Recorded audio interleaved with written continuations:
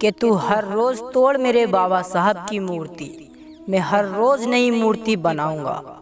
जिस दिन मेरे सामने हाथ उठाएगा मूर्ति को तोड़ने के लिए मेरे बाबा साहब की, उस दिन वो तेरा हाथ भी जड़ से उखाड़ के दिखाऊंगा। मेरे बाबा साहब ने बचाया है मेरे भारत को, वरना तेरा गांधी तो लाठियों का लाचार था।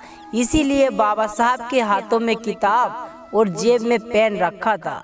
तभी से मेरे बाबा साहब भीमराव अंबेडकर का ये समाज भी हकदार था। और किसी के बाप में दम नहीं था संविधान लिखने का, तभी तो मेरे बाबा साहब भीमराव अंबेडकर से लिखवाया है कि रोता भारत का एक बच्चा अगर मेरे बाबा साहब भीमराव अंबेडकर ने स्कूल खोलकर ना पढ़ाया होता। क्या होता मेरे इस भारत देश का अगर मेरे बाबा साहब ने छुआछूत को और जातियों में से भेदभाव को ना मिटाया होता।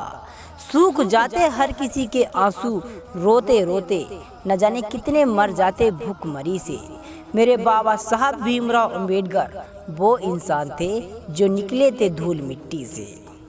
ना पनपने दिया छुआछूत को और जातिवाद को भी जड़ से खत्म किया।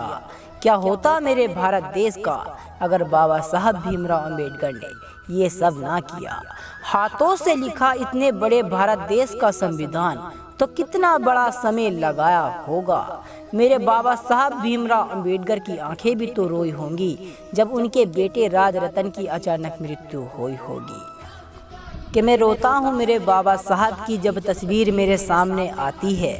उनकी खूबसूरत आंखें मुझे बस ये बताती हैं कि मेरे बाबा साहब ने दी है भारत देश को कितनी बड़ी आज़ादी, ये मुझे याद दिलाती है। अरे नेहरू ने तो खेला था खेल मेरे बाबा साहब का, और गांधी की साजासी है कि मेरे बाबा साहब ने किए हैं वो काम जिन्हें हमेशा याद रखेगा हिंदुस्तान। 100 से भी अधिक देशों में मनाई जाती है मेरे बाबा साहब की जयंती।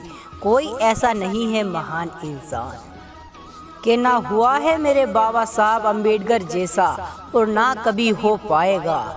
यदि बहुजन जाग जाए तो जय भीम के साथ नीला झंडा भी आसमान में लहराया जाएगा।